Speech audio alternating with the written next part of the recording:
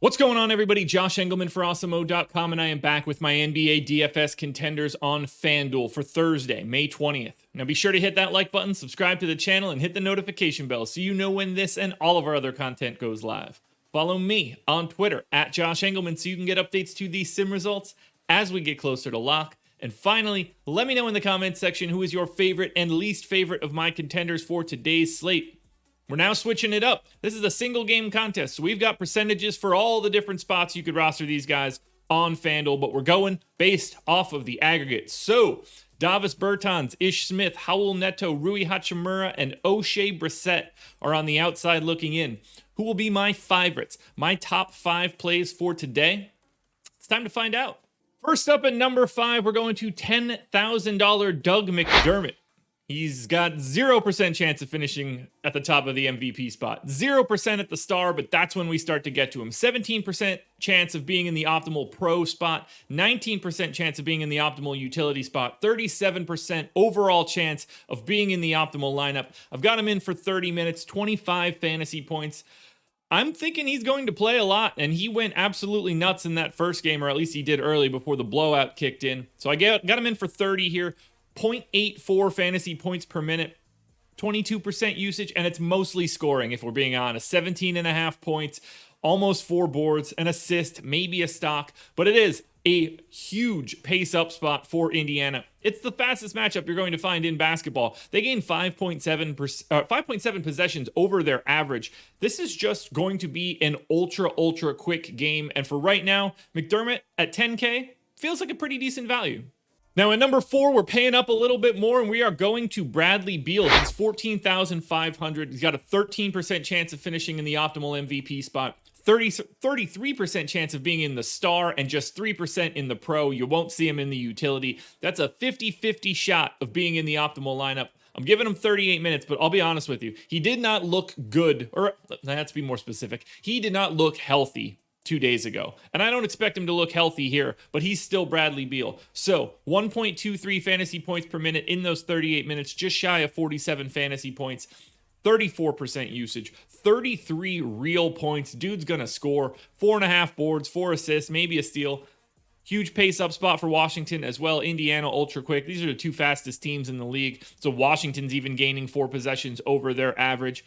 I have no issue paying up for Beal. I don't really see a way around it. Is he the best MVP option? No, he's not. Is he the best overall option? No, we've got 3 guys ahead of him. But still, Beal's raw points upside is hard to be ignored.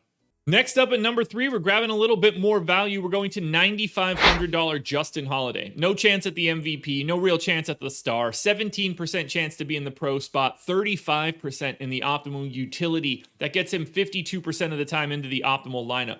I think he's going to play monster minutes now. Brogdon, not totally healthy. Doesn't appear that Edmund Sumner is healthy either. So I think Justin Holiday is just going to soak up a ton of time at the wing. 36 minutes. He's 0.7 fantasy points per minute. It's not great. 25.5 fantasy points for this game. He's going to get there in a bunch of different ways, though. It's going to be a little bit of everything, at least you hope. But potentially scoring is going to be the biggest piece. You need him to knock down the shots that he does take. It's 14% usage, which isn't ideal. 12 points, 4 boards, 2 assists, 2 stocks, though. That's the big piece of it. You need him to get a couple of those steals and blocks and hope that he's knocking down every shot. But at 9,500, there's not a ton of value out there. 35% of the time in the utility, 17% in the pro. I like those odds, and that's why you see Justin Holiday in the number 3 spot. At number 2, we are going to 15K DOMANTAS SABONIS. He's got a 29% chance of being in the MVP spot, a 39% chance of being in the star, just a 2% chance of being in the pro, and you probably don't want him at utility. That puts him in the optimal lineup 70% of the time. You can see we're in a very different tier now. You know what you're getting out of Sabonis at this point. He's going to run everything. 38 minutes, could be more if we're being honest. 1.4 fantasy points per minute in this pace up spot. I've got him projected for 53.3 regular old fantasy points. 26% usage, 23.5 real points, 14 rebounds and 7 assists. This dude is primed to hang a monster day. And the only reason that he is not the number 1 contender is because the guy that is at number 1 hangs even bigger days. Now, before we get into that very obvious number one contender, one last reminder, please hit that like button, subscribe to the channel, and hit the notification bell so you know when everything goes live. Then head to Twitter, twitter.com/Josh Engleman. Follow me. It's the only place you're going to get updates to these sim results as we get closer to lock. I'm not on live before lock tonight, but I am on the deeper dive, making my deeper dive debut for this year. Have not been covering for that one because I've just been doing live before locks, but I'll be on the deeper dive tonight. Keep your eyes peeled for that one. And finally, in the comment section underneath this video, I need your favorite contender, your least favorite contender, and the guy that you think should have been on this list that you do not see. As if there was any doubt here, the number one contender for today's slate is Russell Westbrook. He's 16K. He's the optimal MVP 57% of the time. He's the optimal star 20% of the time. You don't really see him in the pro or utility spot. 77% of the time, Russell Westbrook will be in the optimal lineup. I gave him 40 minutes. They're playing for their season. It wouldn't even shock me if he played more. 1.49 fantasy points per minute, just shy of 60 fantasy points.